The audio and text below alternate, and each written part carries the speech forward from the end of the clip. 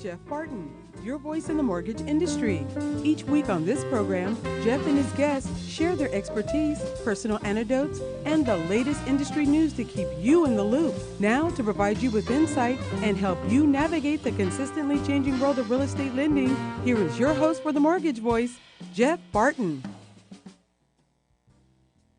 Welcome back, everybody. I'm Jeff Barton, your voice in the mortgage industry. Thanks very much for tuning in to listening to the show each and every week as we come to you bringing you information about mortgages, about real estate, about the state of the economy, about your feelings, whether you want to buy, whether you want to sell, or whether you're just too darn nervous about what's going on everywhere to do anything. And I totally understand that. Again, I am Jeff Barton. This is the Mortgage Voice. If you want to see and hear this show each and every week, you can go to YouTube. On YouTube, Jeff Barton, the Mortgage Voice, is my mortgage channel, which has been there for a long time, hundreds of shows, and you can kind of see a trend and how things progress from week to week, and the confusion both in this host and some of the guests that come on the show to try to tell you what's going on. It is not easy, especially when we're trying to decide between inflation, and we're trying to decide between interest rates, and we're trying to decide whether this particular person or that particular person is getting indicted or running for president, or it's just one of those times in the mortgage industry, which is difficult. And I understand your pain. I feel your pain. But if you want to see how it progresses, go to YouTube, Jeff Barton, the Mortgage Voice. You can not only see me, hear me, but as I said, each and every week we're there. So click on that you like it, join the club, join the show.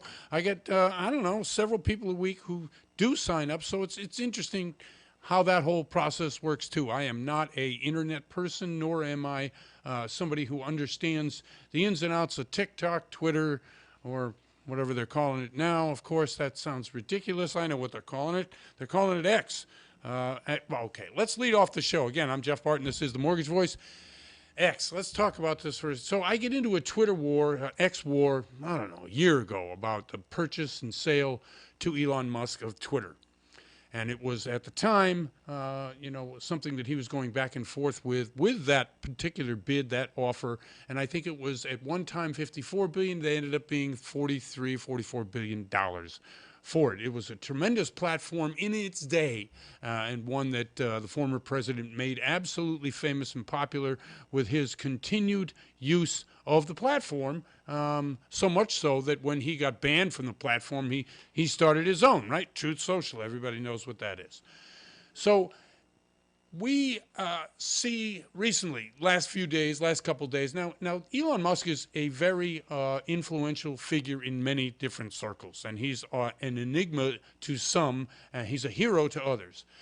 To me, he is a person who is hard to identify and say, hey, he is this or he is that. But when it came to the sale of Twitter, X, to Elon Musk at $43 billion, I said at the time through Twitter, no, this was a terrible idea. This is awful. This is some kind of bad investment. How can something like this be worth $43 billion? This is a terrible mistake. Now, it wasn't Jeff Barton making these prognostications about what was going on in the business world, which obviously Elon Musk knows quite a bit more about the macro in the business world. But in this particular instance, after researching it, reading, and then just looking at it saying, how could this be worth $43 billion or whatever it was, $54 a share, whatever it was. So this week, he said, I might shut the whole thing down.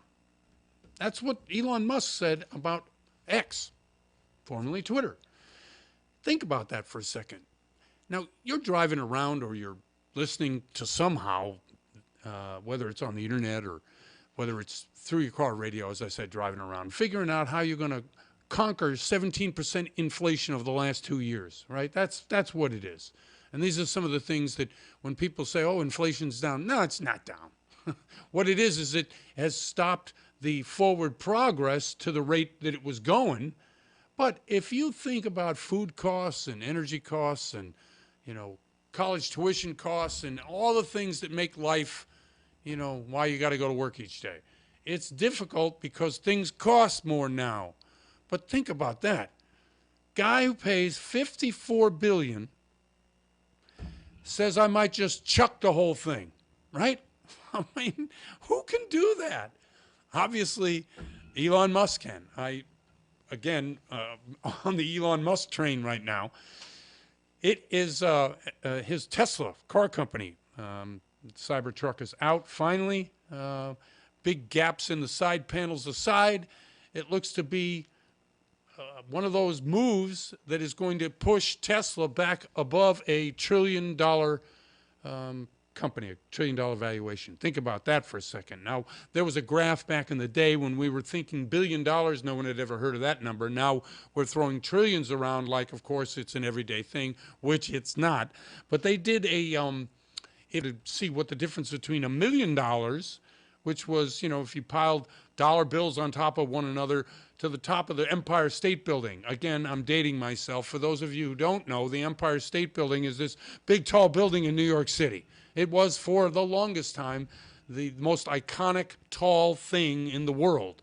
Now, of course, it's just a number of, and it's, So the difference between dollar bills stacked to the top of the Empire State Building and dollar bills stacked from Earth to the moon was, the visual on the difference between $1 million and $1 billion. Well, $1 trillion, I can't even imagine what, I haven't seen the graphic, but it's a huge, huge amount. And here's a guy who's just chucking $54 billion like it's nothing, maybe, and saying, hey, I'm worth, $1 trillion now with Tesla. A guy that really has, obviously he knows what he's doing in certain aspects of what he's doing in his businesses. I bring all that up because when we mere mortals talk about what's happening and how we're going to make decisions about, what is the best decision I can make to purchase this house in this mortgage environment being actually not as bad as it has been. If we look at the 30-year at 7.09%, the 15 at 6.48, FHA is at 6.50, the jumbo is ridiculous, 7.60, and the 5-1 is at 6.72. So these numbers off the high of 8.5% of a 30-year fixed really makes this quite a bit more feasible in terms of, affordability, even though we still have lack of inventory and the price for your house keeps increasing. I read definitely a couple of articles over the last couple of weeks that talked about we may see price reductions in X, or we may see some reduction in the amount you're going to have to pay to get that house, not only in the mortgage but also in the cost of the house. Well, may be reduction in price is really not a strategy to go out there and look for a house, right? You got to know what the price is, and you got to know what you can afford. These are the main things in order to go house hunting. So we see houses being sold out there at the lowest clip for a generation in terms of the number of houses sold. Now that's because of the unaffordability in the mortgages and in the price of the home. But as I said, mortgage prices have come down. We have seen some of mortgage applications go up, the number of mortgage applications nationwide. But we're talking small percentages compared to the time when mortgages were a lot cheaper. Now, will we see mortgages dip? Will we see this kind of, progress? It's possible. And in that, I wanted to give you an idea of what is, we're wrapping up? Okay, sorry. I'm Jeff Barton, your voice in the mortgage industry. We've got a couple more segments to get to a lot of this stuff. We'll see you right back. And again, thank you for joining the show and listening to us each and every week. You're listening to The Mortgage Voice with Jeff Barton. We'll be right back with more in just a moment. For more information on today's topic, email Jeff Barton at info@malibufunding.net. Now, back to The Mortgage Voice with your host, Jeff Barton. Welcome back, everybody. I'm Jeff Barton, your voice in the mortgage industry. Thanks very much for tuning into the show each and every week. The clock worked. That's awesome. Anyway, This is behind the scenes technical issues here at the show. Occasionally, really makes things very interesting, but we got it up and running, so I'm very happy. Anyway, if you want to listen to the show each and every week, that's great. There's a bunch of places you can do it. You can certainly do it in our podcast. You can certainly do it on our website. That's themortgagevoice.com.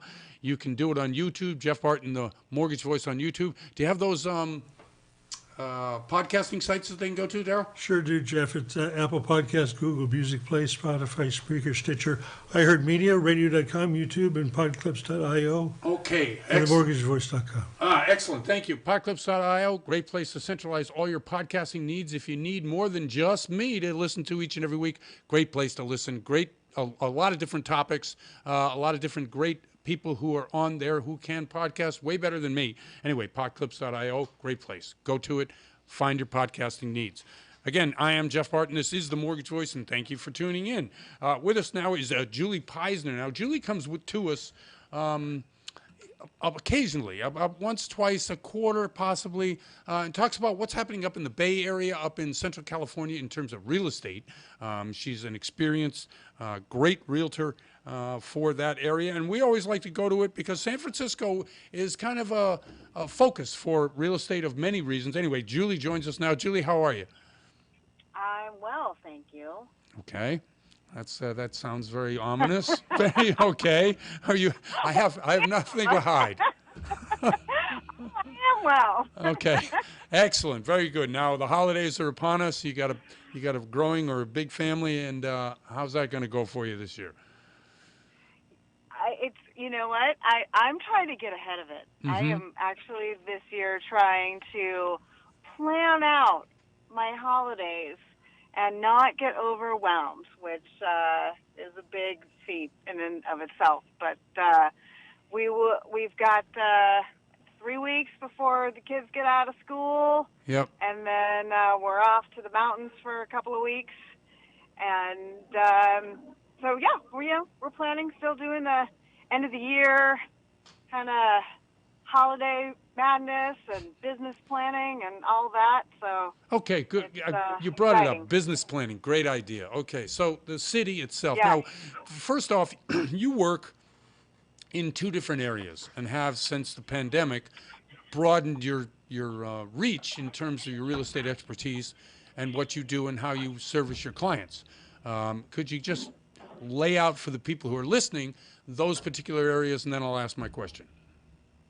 Yeah, so I would say my main focus, I live for the most part full-time in the beautiful poop-free city of San Francisco. I saw the map last night.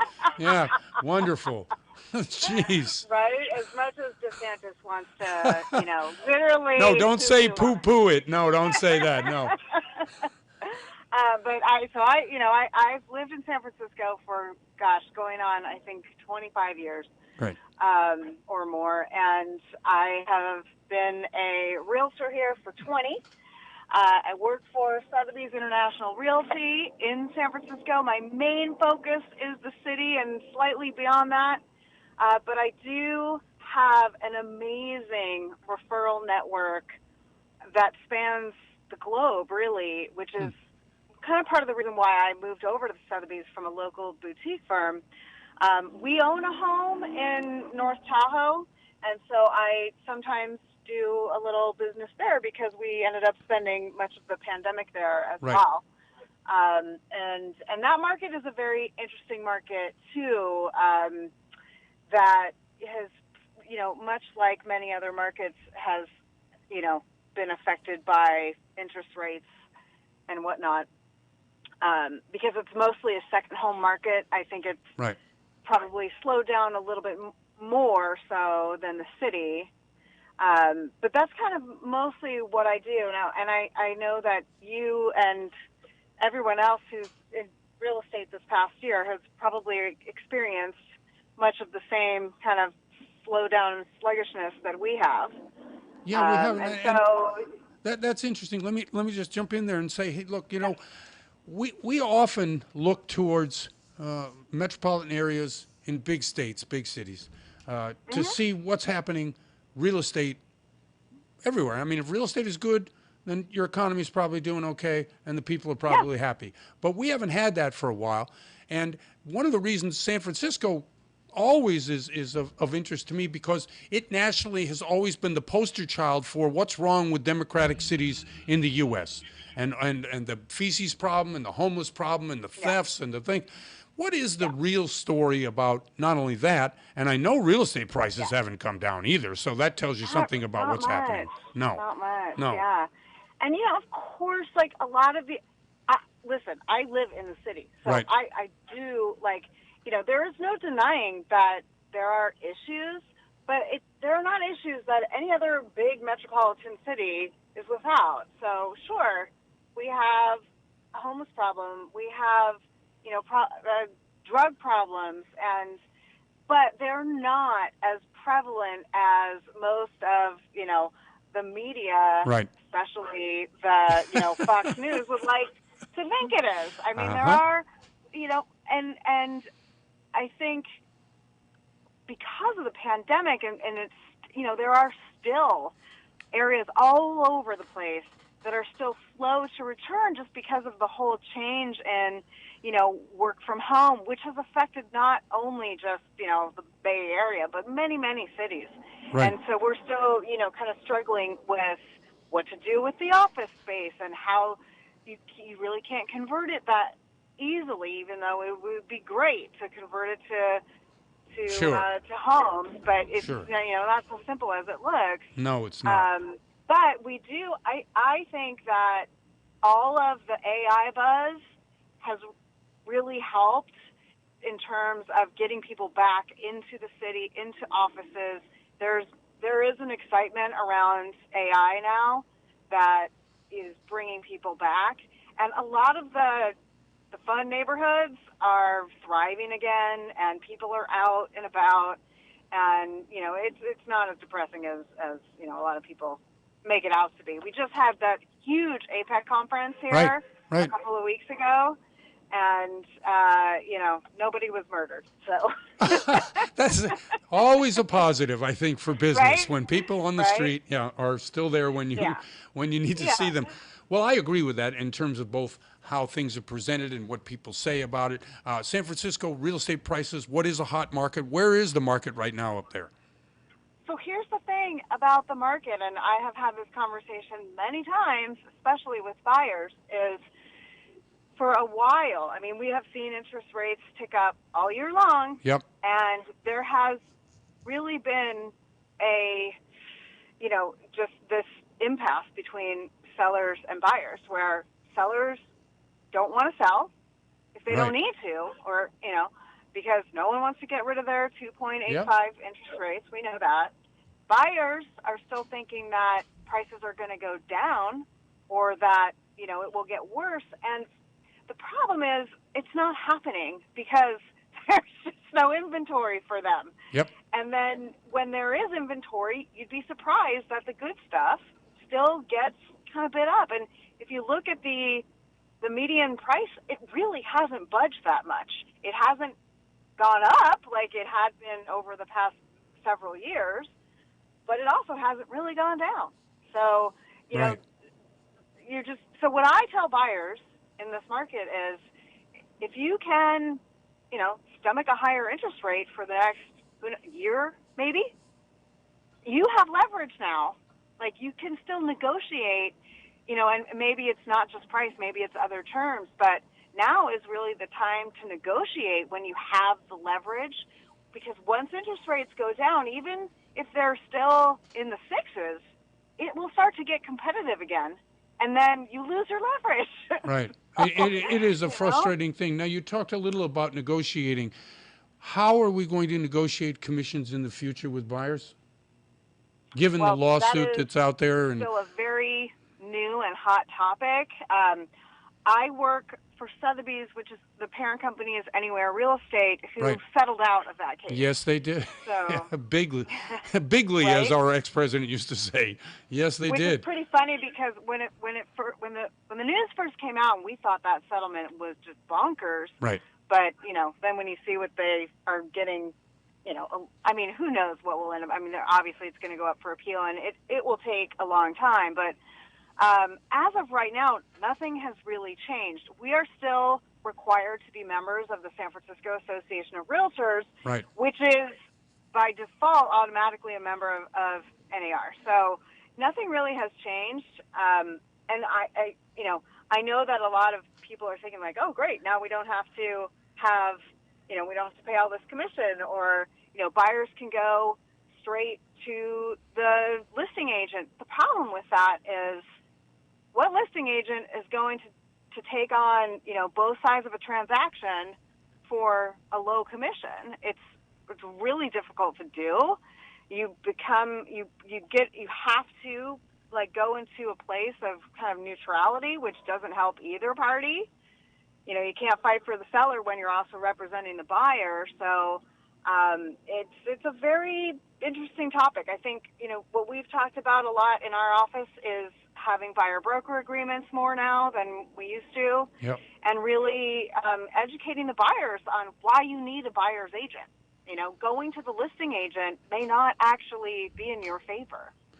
I think all that's true. I think the listing agent has to now go to bat for the buyer's agent in terms of their commission and explaining it. But I know most listing agents will just say, sure, I'll do it for 4%.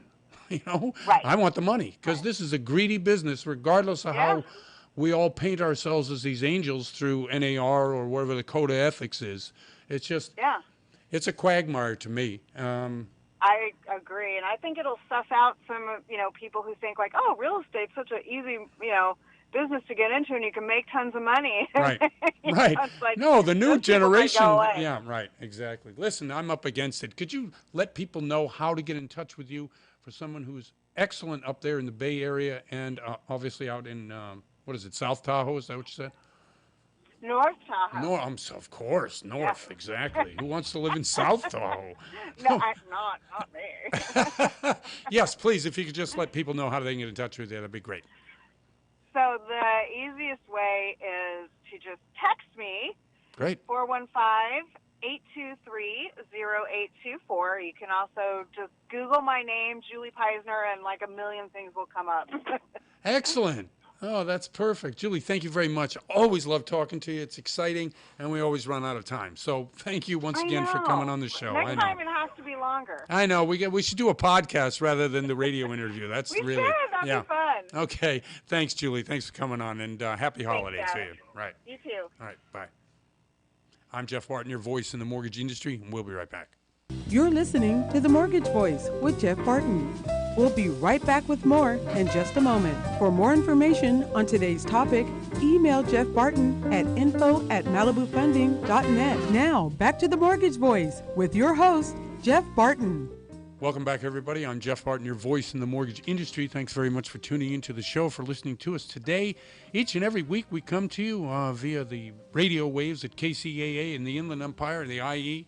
Our friends out there, we've been listening, or have been listening to us for, 10 years or so. And if we're helpful, I appreciate that. If we're entertaining, that's a plus. Obviously, we try to bring useful information, but also there's a lot to talk about which really affects your mental state about how you want to do things.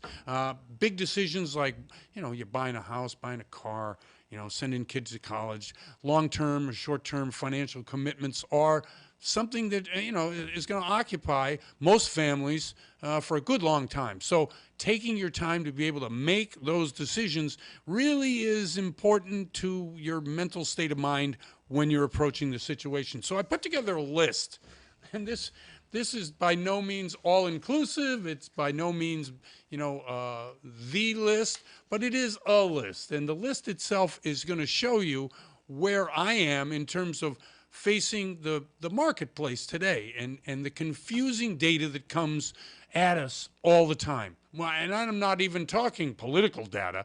I'm just talking financial data. People that, I talked earlier in the show about Elon Musk and some of the things that he's done with X and how that's really just in opposition to what most people have to deal with every day, i.e. I can't write off $54 billion in an investment because I made a mistake. No, I'm thinking 17% inflation over the next 2 years. My eggs are now, $2 and $3 higher than they were 2 years ago. And how am I going to navigate that? Well, that's where most people who listen to the show are. So let's get to my list, just so you understand what I'm talking about. Okay, the list is called Headlines of a Confused World. And maybe it's just confused me, but that's the way I've headlined it. Okay, this is a juxtaposition of like some part of our economy will be like this, and then somebody else will say completely the opposite. So let's just get to it. Oil prices could shoot up to $100 a barrel. Disruption risks in 2024. What does that mean? Okay, so on the opposite to that, in the same day on a different website, which I have to cover quite a few in order to get headlines for the show, Fed to cut interest rates 6 times in 24. Oil futures are lower. Oil prices are down. OPEC production cuts. So which is it? Are oil prices going down or are they going to go up? So in the one article that says they're going to go up, it's because the world is going to fall to, HE double hockey sticks, and you're going to have to pay more because there's going to be less on the market, right? In the other one, the reason that oil prices are going to go down is because the demand is down and that China's, imploding economy based on their real estate issues and any number of other issues worldwide will cut demand. Therefore, prices will go down. Well, what are the prices for oil today? About $75 a barrel, right? Has been as high as $97 this year and as low as $65. So we're kind of in the middle somewhere, all right? Here's another one. Powell throws cold water on rate cut talk. Jerome Powell met this week with the press and talked a little bit about what the Fed strategy was in terms of cutting rates or hiking rates. That's the short-term interest rates that has kept everybody on bated breath in terms of will we go into a recession, will we not go into a recession? Well, Powell says, no, we're going to keep rates the way they are, okay? Now, we also see the recession is more imminent, and it says here the inflation is more stubborn, but at the same time, Bank of America comes out and says, rate cut next year. Okay, rate cut next year, March. That's Jeremy Siegel. Jeremy Siegel is an economist that is followed quite extensively. He says that we're going to have rate cuts. So we've got Powell saying that we're going to keep rates the way they are at the Fed, and we have these two economists at Bank of America and Jeremy Siegel saying, nope, we're going to have rate cuts next year. Well, which is it? You're at home trying to figure it all out, right? You read an article, and this is one thing about myopathy. You know what that means? That means you stick on a point, and that's the way it is because that's the only thing I know about. And there are many, many different people out there who are saying, look, you got to broaden your horizons and read everything all over the place to get some kind of consensus. Kind of agree with that on the economic front because really the Fed is fickle, and I'll tell you that straight up. We have been seeing higher for longer. We've been seeing we're going to cure inflation. We currently got inflation running at what, 3.5%. It has been coming down. It was as high as 9.2% a couple, 18 months ago. But where is inflation headed? Can we see prices go lower? Now, don't get me started on that because I'm one of these people that said, okay, as soon as you fix the supply side problems, as soon as you fix supply chain problems, as soon as you get commodities back in line with what demand is, you're not going to see restaurants lowering their prices. Everybody out to a restaurant in the last 2 or 3 months, yeah, what used to be a $100 dinner for two is now $150 dinner for two. Why? Prices, supply chains. Well, you know what? Supply chains have been fixed. Commodity prices have come down all over the world. I just said oil has come down significantly. But have we seen restaurant prices come down? No, because people are greedy. That's just the way it is. It's going to be such until somebody says, and we heard recently politicians start saying, hey, you know what? These things are fixed. Lower the price. And I'm one of these people that says, you know what? Lower the price. You don't have to be that greedy. And it's not going to happen. So we are dealing with a juxtaposition. The one party says this, another party says that, and you're there trying to figure out, okay, we've got interest rates at 6.5% on a 30-year fixed. Now's the time to jump. However, the price of my house just went up 6%, which it did last year, by the way. 2023 saw home prices raise about 6%. So, yes, it's confusing out there. You've got a lot of conflicting information. You've got a lot of things that are in the lane of confusion. Yeah, good way to say it. Anyway, I'm Jeff Barton, your voice in the mortgage industry. Thanks very much for listening. We'll be right back. You're listening to The Mortgage Voice with Jeff Barton. We'll be right back with more in just a moment. For more information on today's topic, email Jeff Barton at info@malibufunding.net. Now, back to The Mortgage Voice with your host, Jeff Barton. Welcome back, everybody. I'm Jeff Barton, your voice in the mortgage industry. Thanks very much for tuning into the show. I say that each and every segment, and I do mean it. I mean, this is the time of year where there's a lot of things going on in people's lives. Family time is stress time. Let's just lay it out like that. If you've got older kids or you're raising kids, to add additional stress of, I got to do this, I got this one, I got cards to write, cookies to buy, food to make, presents to wrap. Oh man, it's a whole thing, and it doesn't really matter what your religious persuasion is. Everybody is sucked into it, and if you're like that, I get it. And hopefully this show today especially can bring a little information that you might be able to use in your decision-making process, which is going to come up probably in January. Good time to start looking for a house. I know December, everyone says, oh, you can get those bargains, but there's really no bargain anymore in the real estate world. There's just not enough houses out there to buy.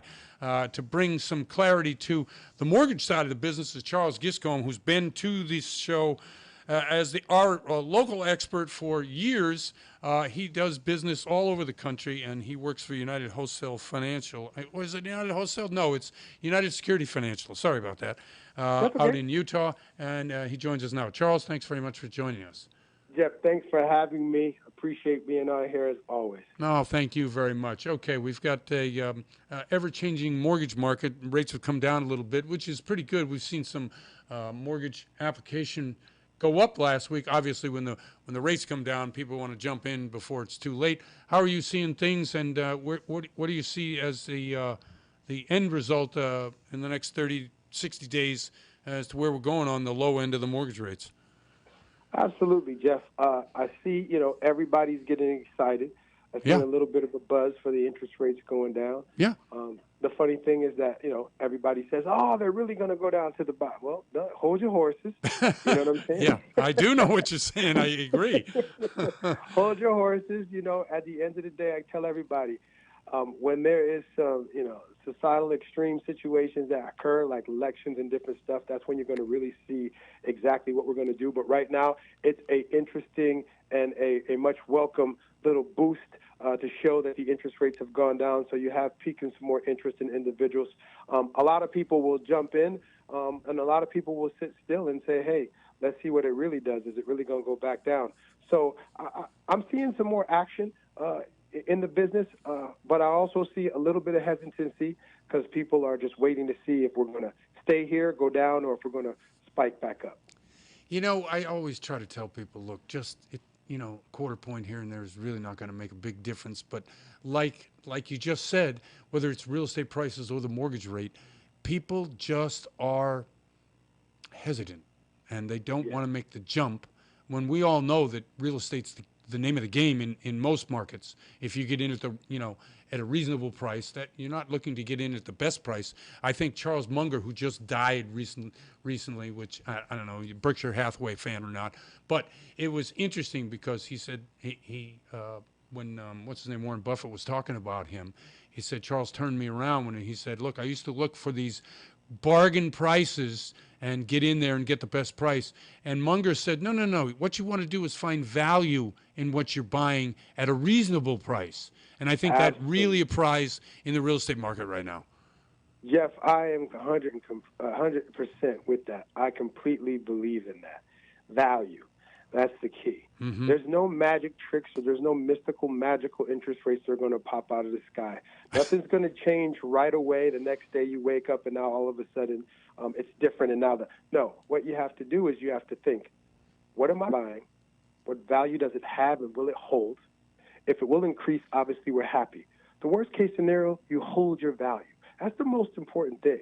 And in regards to interest rates and what we're doing right now, let's understand that we are on a revolving wheel, it will cycle around, it will get back. So that's why I say that value piece is super important, Jeff, and I 100% agree with the statement that he made. Yeah, and I think in real estate, let's just talk residential real estate, right? You're going to live in the house. You're not looking to make money on it right now. So you're building wealth in the house, and you said it. Holding value is very important because that becomes either your legacy that you leave or your nest egg for your retirement in your future. And paying it off on a monthly is how you got to look at it. Jeff, you know what I say. You know, the big wins, there's big losses. But money saved is money earned. Right. And at the end of the day, if we're getting real estate and we're buying valuable pieces, like Jeff said, for legacy, for long term, that is the name of the game. Yeah, that is the name of the game. I really like that. No, so I've called this era right now where we see lowering interest rates, kind of the mid-season tournament for the mortgage market. You know, I like it. You know, people are now hyped up again. They're like, "Oh man, it was 8.5. Now we're back down in the low sevens for 30-year fixed." I'm like, "Yeah, that's right. This is our in-season tournament." And I do think that we will see in election year. You're going to see, you know, rates settle down. And I read yesterday where they'd probably be in the 6 to 7% range, which is a reasonable way to look at, I think, where the markets are headed. As long as we can get some inventory out there. Where are you seeing your pockets of not only inventory, but, you know, where is the mortgage market product, and what are you selling out there? Is it still the non-QM? Are people now drifting more towards FHA? What do you see? You know what, Jeff? It's a mixture of a lot. Okay. You know, one thing that we have to, you know, when we talk about with mortgages is demystifying this situation with our clients. A traditional mortgage is based on structure and what you can prove. At the end of the day, if you can prove and provide that you have the ability to repay, you can qualify for a mortgage. Okay? At the end of the day, FHA, the government loans will be a little bit lower in the interest rate. Obviously, the criteria to qualify for FHA is a little bit more flexible than it is for traditional Fannie, Freddie, okay? But what I see is the non-QM market taking more and more real estate, so to speak, away from these other traditional mortgages because they have the most flexible and lenient guidelines for people to qualify. I feel like that is the wave now, and it will be more and more as time goes on because now individuals are now self-employed or staying at home and working as entrepreneurs, and they can show that they're getting income.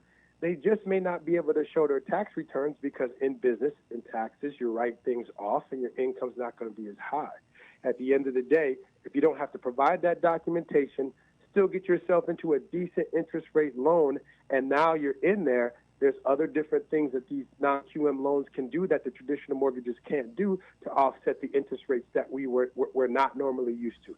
6 and 7 is going to be great, but you might pay an 8% interest rate in a non-QM loan now that the rates have gone down.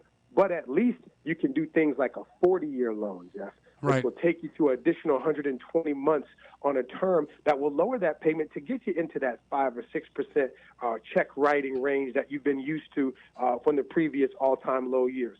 Nothing is going to be all-time low again, but the reality of it is if these mortgage rates are going to consistently come down a little bit, so does the non-QM rate. And that means you're going to lower yourself with less strict, at least a less strict guideline or requirement, and you can qualify for more house with no mortgage insurance. A lot of these non-QM loans, Jeff, can go up to 90% LTV with no mortgage insurance. You can't get that on any traditional loan. Right. And an FHA loan has to have mortgage insurance at all times. So these are just different things that you can do to get yourself into, to take advantage of what's going on. Rates high, rates getting lower. Still, non-QM qualification is a product out there that can compete with the traditional and the government loans.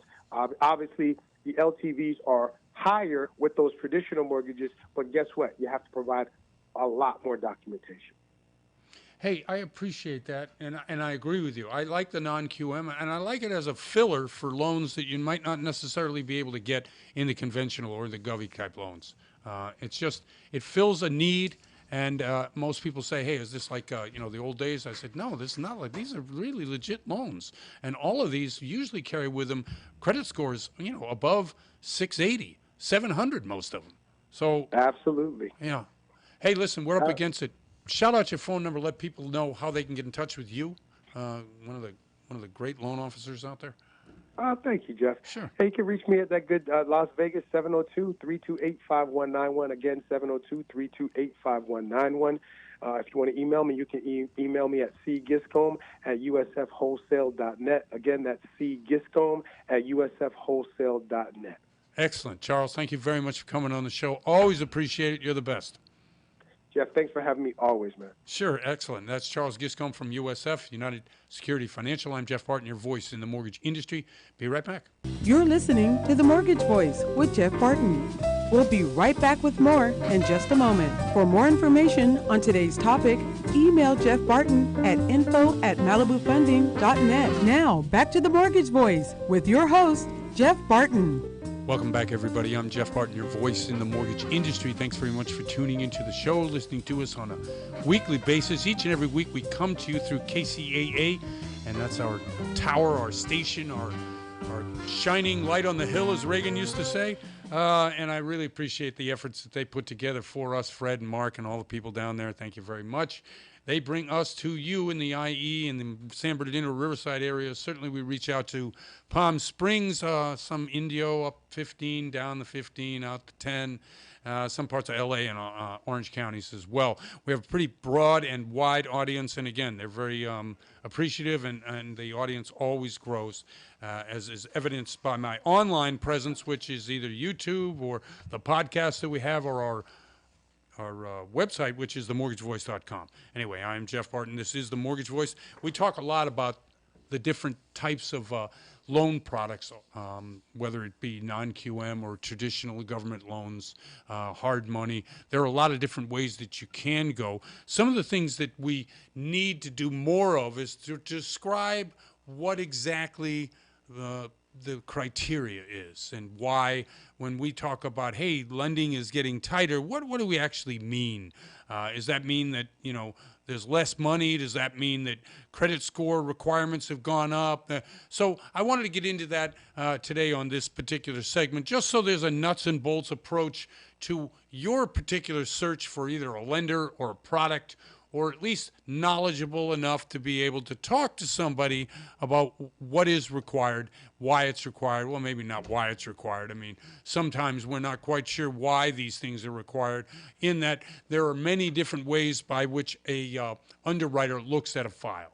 And there are many different ways by which a company borrows money and lends it to you, and the requirements on them to do that. So there are more than just you and your profile when we're talking about loans and why loans are given or why they're not given. So let's go through a couple of this, right? Let's talk about the main person who looks at your file and decides, we're going to lend this person money or we're not going to lend this person money. And that's, of course, the mortgage underwriter. Everybody knows that particular name. And when you see it on the HUD, or what they call the CD, the closing document, it's the underwriting fee, and it's usually around $1,000, maybe a little bit more depending on whether it's a FHA, whether it's a Govy, whether it's a 30-year fixed, or whether it's a non-QM product, and that fee can be anywhere from $1,000 to $1,500, depending. Okay, so the mortgage underwriter, what are they looking at? Well, they're looking at your credit, they're looking at the finances, they're looking at the appraisal, and they're looking at making a decision based on that.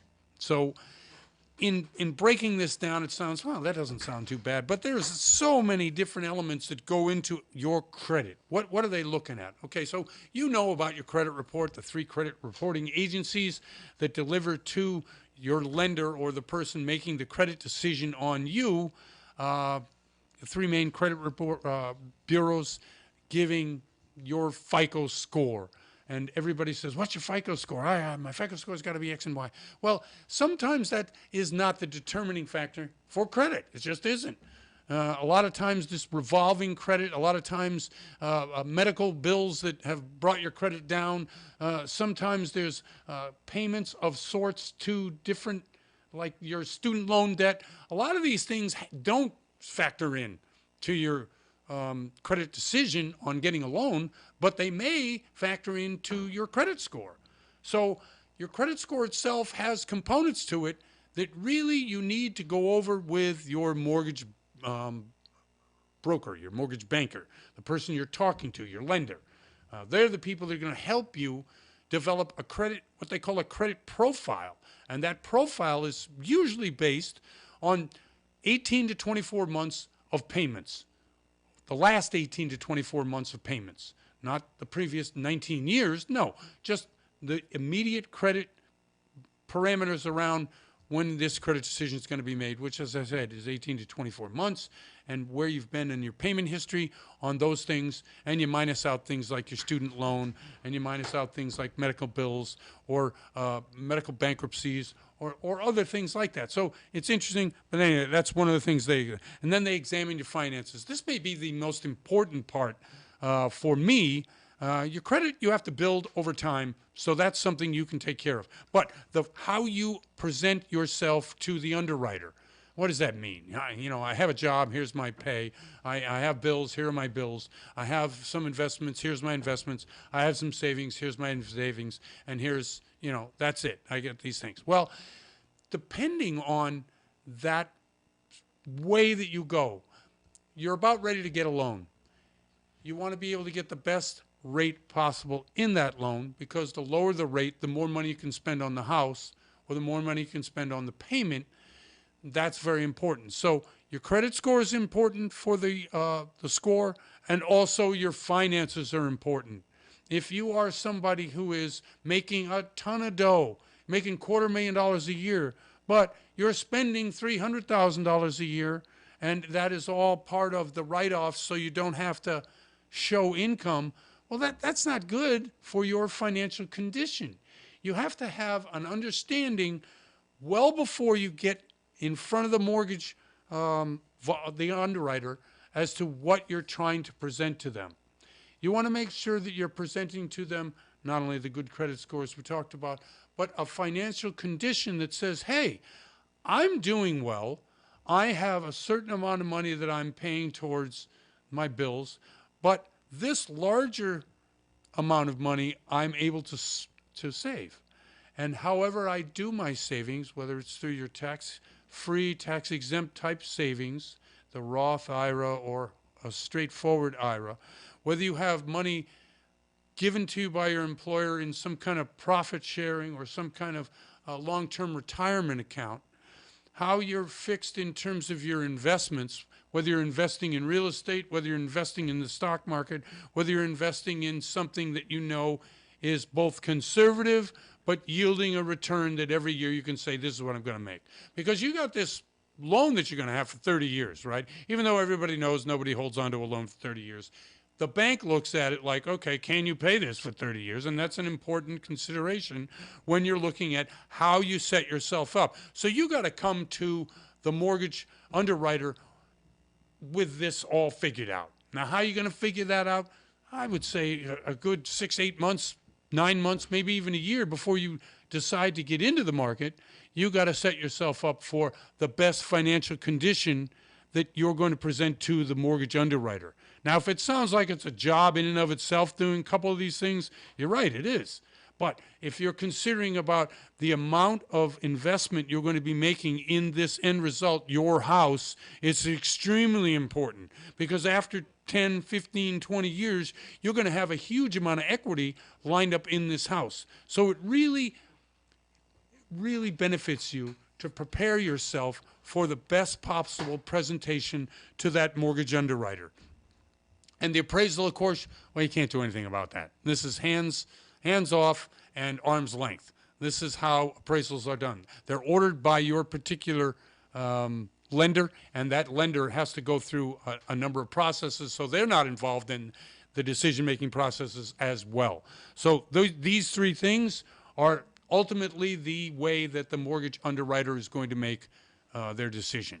There are some things that you can do. We talked a little bit about that, but obviously getting pre-approved is important part of the process to purchase. Income, asset verification, you want to be able to make sure that that's all done prior to the appraisal. You can't do anything about, but you can ask if the seller had done a previous appraisal.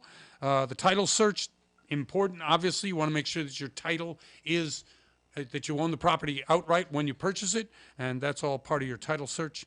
And then the decision, it's either approved or it's denied, and if it's denied, they're going to give you a reason why. And that's called a denial letter, and that has to come out to you within, I think it's 90 days after the decision is made. It may be less. Ask your lender when it comes to that. There are a number of documents, your W-2s, your 2-year employment, your taxes, your pay stubs, your account information, your child support, alimony, overtime, all this kind of stuff.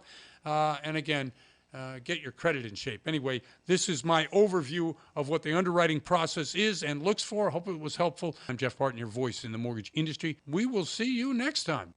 You're listening to The Mortgage Voice with Jeff Barton. For more on today's topic, visit www.malibufunding.net. The most diversified radio station on the dial, KCAA. It's that time of year again. No, not the holidays. Medicare open enrollment. And if you have questions about Medicare, you should talk to the local experts. Paul Berich and Associates. Paul and his agents are certified with plans that are accepted by most of the medical groups in our area. Call 909-793-0385.